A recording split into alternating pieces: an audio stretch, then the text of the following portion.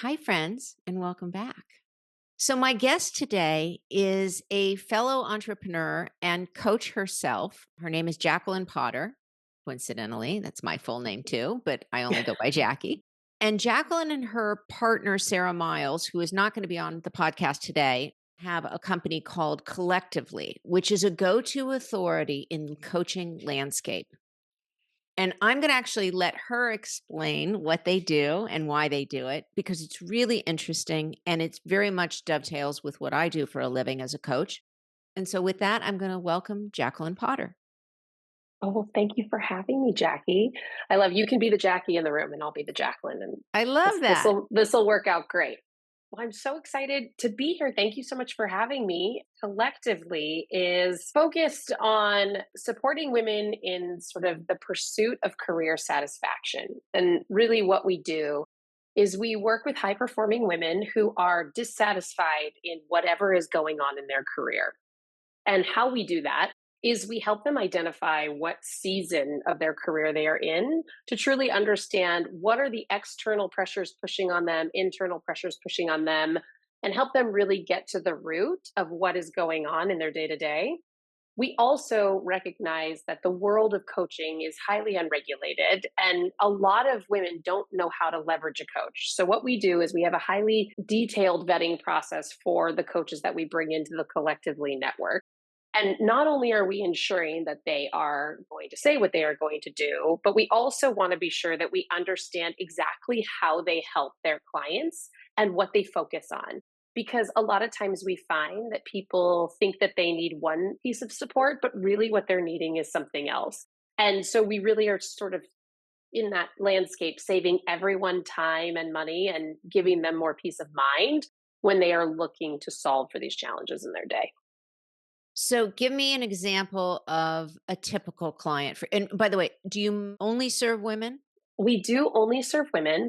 We primarily work with, I would say, directors, VPs, and C level executives. Hmm. However, any high performing driven individual who Hmm. understands that they are needing support is welcome. I would say our common client today would be a high earner who feels that they are at a moment in transition, whether it's, I've burnt out, I don't want to be doing this anymore, I have no idea what I would do. I need to be making this level of income. What do I do about that? That's a common theme. We have some women that are looking to return to work after time away. That's been Hmm. highly effective. Also, women who are looking around saying, wow, I have been in this job for a while. I could do this better than the company I work for. I'm going to go start my own business. Okay, Um, interesting. so, so we support a lot of women in that pursuit as well. So I'd say those were like the three main categories at this juncture. Mm-hmm. And do you find that there's a particular industry that gravitates to you, or is it you're in California, so I imagine that's plentiful in terms of if you're getting a lot of Yes, California clients, either tech or entertainment. But you tell me, what tends to be your biggest industry that gravitates you're towards you? you're correct. I would say tech, entertainment, and media. We get a lot Mhm. of from the advertising and media world. We do work with clients all over the country because we are just Zoom is a wonderful, wonderful platform. So we do work with women all over. We have coaches from all over the country, Mhm. different time zones. We have some international coaches that still seems to work. And how do they find you? So are there HR people reaching out to you? Is it individuals? Is it corporate? I'm just curious. Yeah, no, it's individuals. We are in discussions with some corporations to Mhm. support their teams, Mhm. um, which is a huge benefit to them because we are a third party. So we're a Mhm. more trusted resource to the consumer. Right now, we have been primarily word of mouth. It's interesting. We get referrals from past clients. Honestly, I've had so many conversations with women that have said, where have you been all my life? Or where were Mhm. you when I was Mhm. experiencing this? Mhm. So we are actually looking to sort of expand our awareness for that very reason. We think that there's a lot of women out there we can support. Mhm. And what was your background? Yours and Sarah's. Sarah's not obviously on this call, your partner, but what were your backgrounds to get you into this line of work? Yeah, Because you're so really like a coaching agent. I mean, that's sort of a we are. summation of it. Yeah, that's exactly what we are. We surround ourselves with very capable coaches. Sarah and I are much more of a facilitator between our clients and our coaches. Sarah and my backgrounds are very different, which I think lends itself to being very effective for our clients. My background is advertising. I was in ad sales for 20 years, digital ad sales. It was highly competitive. I worked for major publishers. I worked for startups. I saw what companies and products succeeded. And I Mm. also was able to see how those executives tied to those companies and products succeeded. And that's where I really deduced understanding that there needs to be flexibility and fluidity in your career is Mhm. probably the number one piece of knowledge that I would pass along to anyone looking to succeed in a long-term profession. I glean my experience from that world. Sarah is a pediatric nurse practitioner. She has worked at Stanford, she's taught at NYU, she's highly accomplished. And so her sort of background comes from the medical world. So she can sit down and she has built out so many of our processes for our clients because she's really good at assessing an individual and helping sort of guide them through a process. So we sort of combine our experience to facilitate what we do here at Collectively. What brought us to create Collectively was probably our own experiences in our careers. For us, our what now moment for both of us was when we became mothers. We realized that we couldn't approach our careers in the same way that we had previously.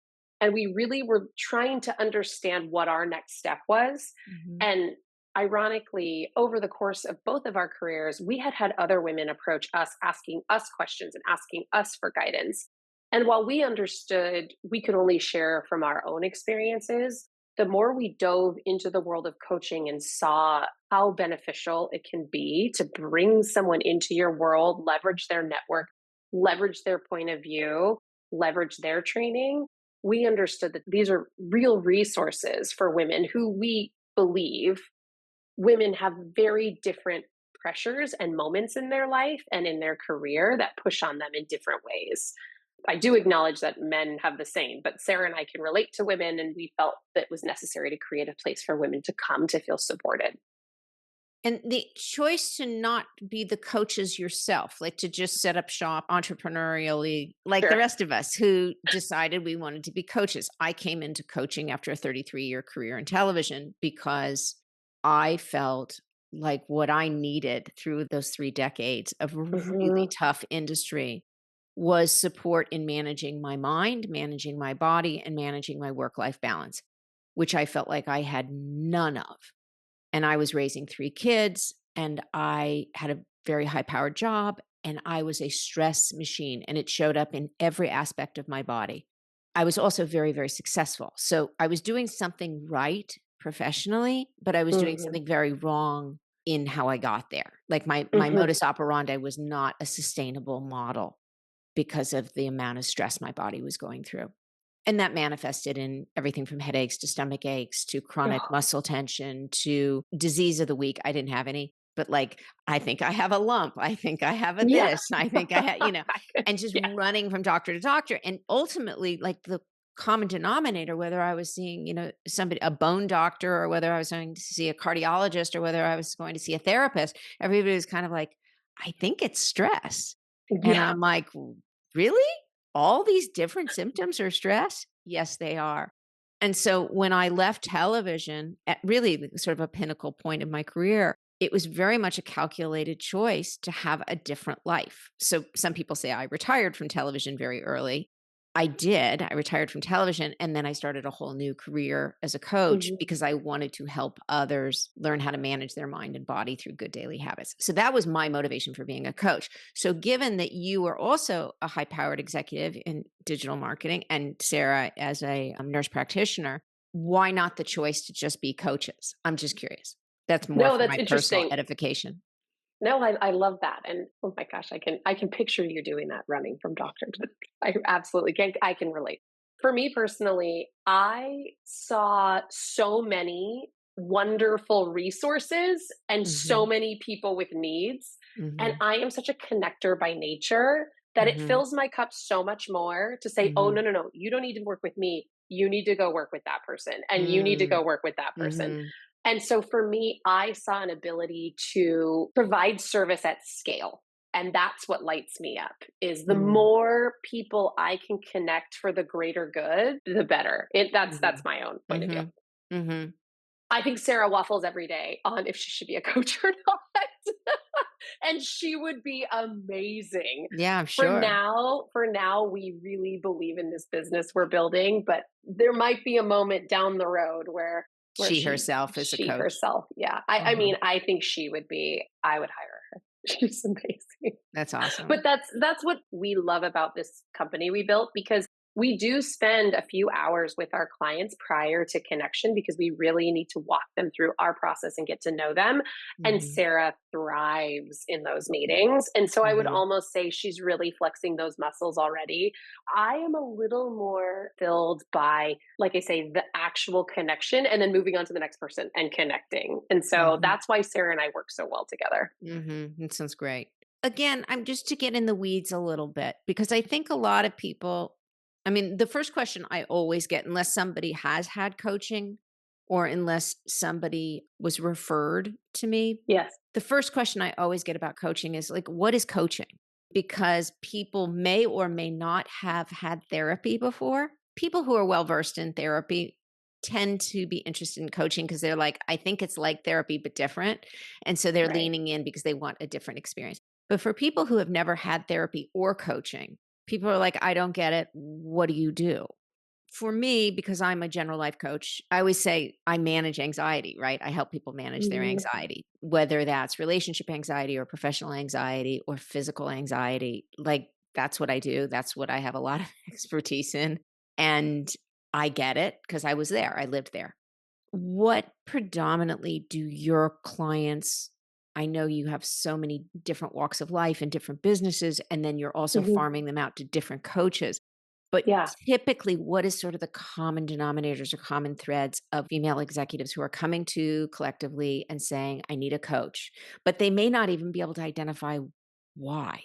Because that's what I find. A lot of people just come to me like, I just need something to be different. Yeah, we have a lot of clients that come to us that say, "It's not working. I have no idea what I need. I have no idea what to do about it." And that's where I think what Sarah and I do is really beneficial because we sit down and go, "Okay."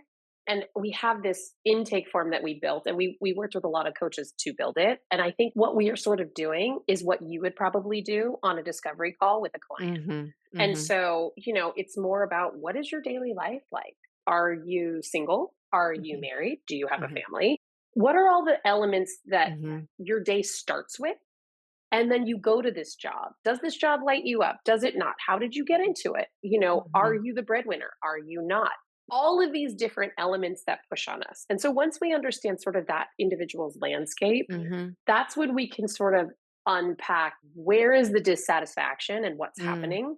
Mhm. That's when it's really beneficial that Sarah and I have made it our job to know all of these different coaches. Because to Mhm. your point, what is coaching? Coaching is so many different things. Some people need a LinkedIn expert. They just need to change industries and all they Uh-huh. really have the skill set and all they need is a refreshed LinkedIn profile and maybe a Uh-huh. judged resume.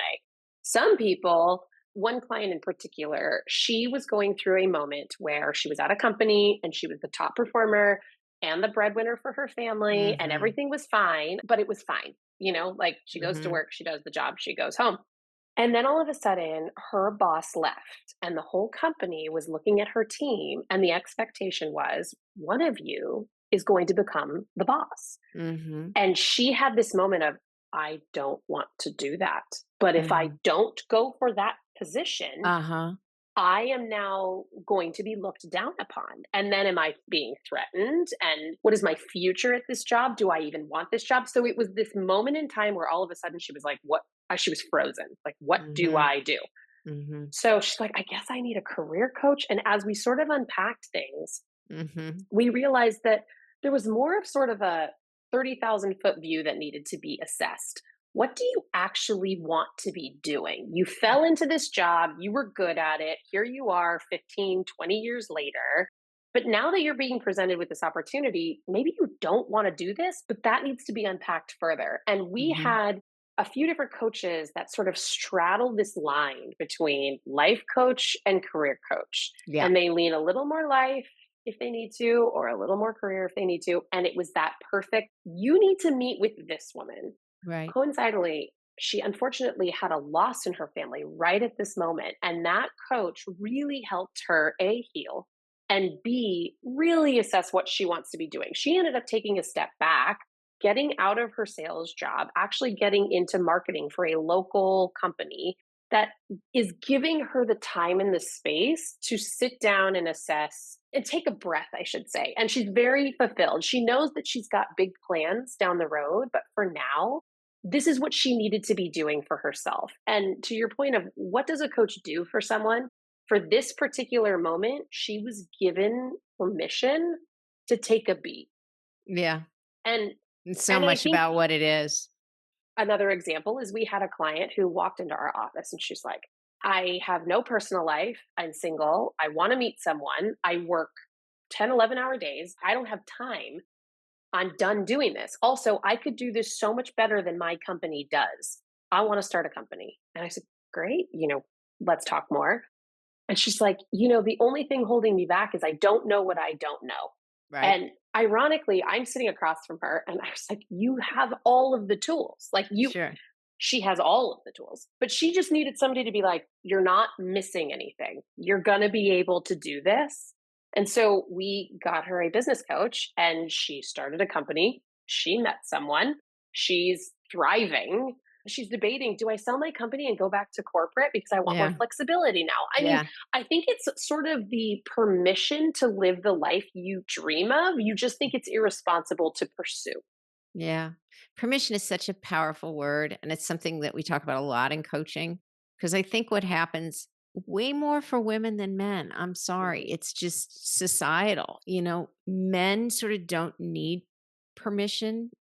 I They agree. sort of like can walk in the room and be bigger than life, or they can have a less than impressive resume and still apply for a really prestigious job because their conditioning is different. And I'm not throwing men under the bus. I'm just saying women really require or need more permission because Hmm. we've been told up until a few decades ago, play it small, be humble, be invisible, be supportive, be demure, be this, be this, be this. And really, now that women are in the C suites, and now that women own companies, and now that women are billionaires, and now that women are empires, we're just starting to re examine and give ourselves permission. But I think a lot of times when you hire a coach, it is about the permission to be awesome. Like it is the permission to be Yeah. rich or powerful or Hmm. dream big or ask for things Yeah.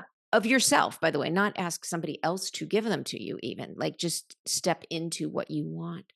Interesting thing about how people come to coaching often saying, I don't know what I want. I want something to change, which means Hmm. something isn't working. They either don't want to say it, admit it, or they haven't uncovered it yet. Hmm. And so I always say that being a coach is like being a good private investigator because I like we're that. asking hopefully the right questions that unearth what is your truth, not the truth, your truth for right now, right? Because what's bothering you Correct. today didn't bother you 2 years ago and might not bother you 2 years from now. It's about being present with what's going on. And I had a client who was sent to me a referral, entertainment industry, and she had just had a new position, prestigious position, new boss. Boss was kind of chilly, and they were working remotely because of post COVID. So she didn't really have any FaceTime with this boss. I mean, she had Zoom calls and all the things, but it Yeah. wasn't like she could walk down the hall and ask her a question. So she didn't have that bonding. The woman, her boss had been there for decades and she was new to this division. And so she came to me with, I need coaching on how to relate to my kind of chilly, very powerful boss.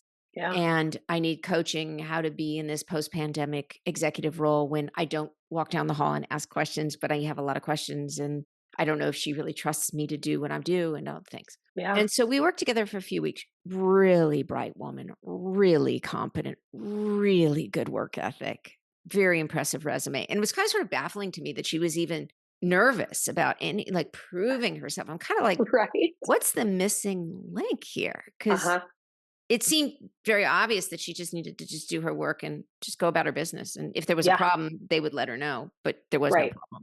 And about 3 sessions into, I don't know, working together, I forget how many months. And she was a phone client, not a Zoom client. Third session in, she goes, well, and by the way, I gained about 35 pounds during COVID and I'm just physically really uncomfortable. I don't sleep that well. And I'm like, oh. well, do you want some, support around that? And she's like, well, do you do that? And I'm like, yeah, I actually have a lot of weight loss clients. And she's like, you do? Because she thinks, having my background in television, that I'm just a Mhm. career coach. And actually, Right. I'm much more of a life coach than I am a career coach, but I coach people in careers because I had a long, big one. So we start working on a weight loss program and a detox program because she was kind of over drinking too, just Mm, because of her job and socially and all the things, traveled a lot and a lot of business dinners and, mhm. and within, I don't know, 6 weeks, 8 weeks maybe, she had lost 20 some pounds, stopped Wow. drinking, started running marathons again. And she's like, I feel amazing. So I'm like, "Oh, that's interesting," because that's not what she came to me for. That was kind of this, Mhm. and I didn't ask and wouldn't unless somebody brought it up. That's up to them to bring that piece of information I don't like. I'm not comfortable in my body, right? And what was interesting was all her work issues gone. Mhm. So really what it was the combination of having this shame around gaining so much weight and sort of over drinking, combined with I have a new job and a chilly boss. And Yeah, then once she got her self-confidence back within her own body, her professional confidence just shot through the roof and she did fine. And she was like, "Oh my God, this was unbelievable." To your point, I'm only echoing what you just said. absolutely. Sometimes things come out of nowhere and you're like, "Oh, that's the issue." Uh-huh. There's actually 3 challenges when it comes to women and the world of coaching, professional women, I should say, and the world of coaching. 1, a misunderstanding of that world. Mm. 2, a misunderstanding of what they need. And 3, a misunderstanding of what it means to invest in yourself professionally. I think Okay, those are so the run 3 those through challenges. me again. So run those through so that I understand S specifically. Not understanding what the world of coaching is under this one bullet, what it Okay? is, how should it be used, and how will it benefit them, I 1. see. I So just see. an unknown and under education of that. The second is not understanding how to use it, like, how would I apply that to me? And then 3, what do you mean it costs this much to do that? That's not worth it. Oh, okay. So that's The an important segue, which is the buy-in. So coaching, which I guess is about, I mean, every coach is different. The prices range Massively, dramatically. massively. Yes, Yeah. I know coaches who charge $100 an hour, and I know coaches who charge $1,000 an hour yes. and everything in between. And oftentimes people will balk because they'll be like, why is it so expensive? And, why does it cost as much, if not more, than psychotherapy? And why Mhm. is it not covered by insurance? Well, it's not covered by insurance because unfortunately it's still not regulated. And eventually Right. I think coaching will probably be covered by insurance, but then there'll be also a lot more regulatory requirements. I do agree. But why does it cost so much?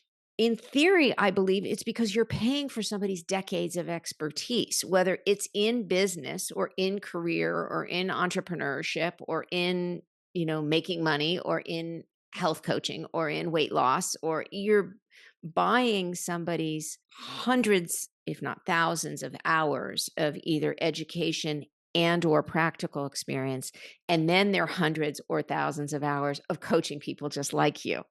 Mhm. So they're getting this laser tailor-made focus and expertise and guidance. And again, not every coach is right for every person. And not every person is coachable, which is like the big thing. But the expense of it, and again, it's also presumably finite unless your resources are unlimited, but you usually hire a coach for 3 months, 6 months, a year. That's typical. Some people stay with their coach for years because the benefits are great, or they Right. have the means to do that, just like people are in therapy for 25 years. Correct. Do you Yeah. need therapy for 25 years? No, but if you can afford it and you enjoy it and you're getting something out of it, yours to do.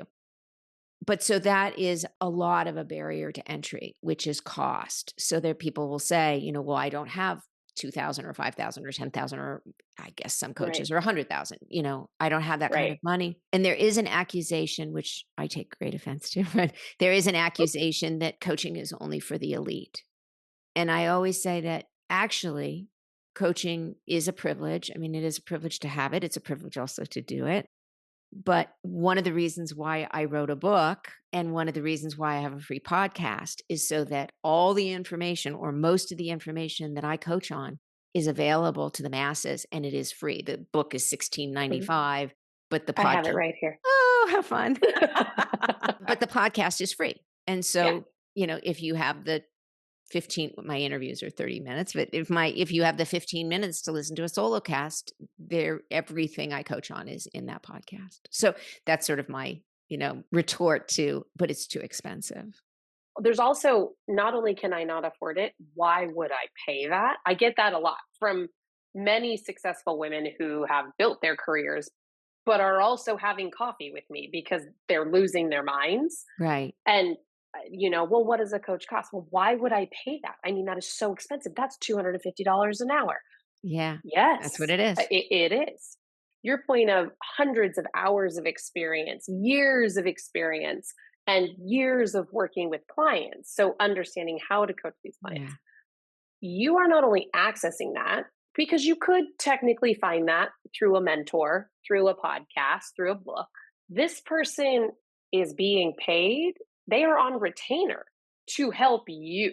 It's not just about, okay, well, it's 6 to 8 sessions for 6 months long. Yeah. Yeah. It's actually the access to them on a Tuesday at 2 when you have to write the hard email to the boss Yeah. about whatever it is. And you suddenly have someone to proofread it, to help you strategize, to look at your macro view. What's your plan for your career? Should we send this? Should we not? How are we handling the minutia of your day? That's where I think the money is invaluable and where you actually will earn the money back in spades. I was speaking to somebody earlier today and they said something about time doesn't stop.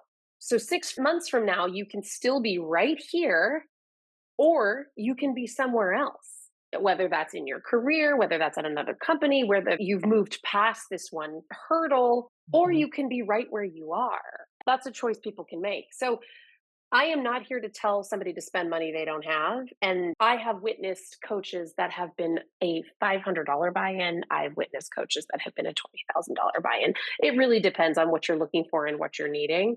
And you have to make the right decision for yourself. And I have found in my day, I am not here to sell you on coaching. I am here to ensure that if you know you need a coach, I'm going to make sure you know who to go to. Because understanding if you need a coach or not is such a personal endeavor Yeah. But finding the right one, that's a because it gift. is an investment. And so you might as well make sure that your money and your time and your peace of mind are going to the right place. Yeah. No, I always laugh because I think, how much people spend on private trainers, right, in the gym. Right. Yeah. And could you do that yourself after a couple of sessions? Yeah, you could pay somebody to teach you. And they have even people who work there who will show you how the machines work and you can go do it yourself. But there's something about having a private trainer who gauges your progress, who talks to you, who, kind of listens to what's aching and modifies. And it's kind of the same thing. It's just emotionally or professionally or situationally. Well, Jacqueline, this has been such an awesome conversation and so great to just delve in more to what you do and you and Sarah do. And I would love to let people know how they can reach you who are listening to this podcast, who maybe are thinking to themselves, I want to find the right coach for me and I want somebody to vet them for me. So, can you tell people how to find you? Absolutely. They can visit our website. It's thecollectivelyco.com. So thecollectivelyco.com, at which they can book a free discovery call with us and we'd love to meet them. They can reach out to me on LinkedIn, to Sarah on LinkedIn. I'm Jacqueline Potter. Sarah is Sarah Miles, and we are Collectively. So just search Collectively on LinkedIn. And we are also on Instagram. It's collectively_co. Yeah. Great. Well, thank you for taking this time. It was again a pleasure just to chat with you and talk about all things coaching. And I hope that people find you and find what they need if they're struggling in their business or just in their business personal life and find the right match. You're a Oh, Jackie, professional coaching matchmaker. that's right. That's right. And Jackie, thank you so much for having me. It was such a pleasure as always. It's a pleasure. Okay. Talk soon. Talk Bye for soon. now. Bye.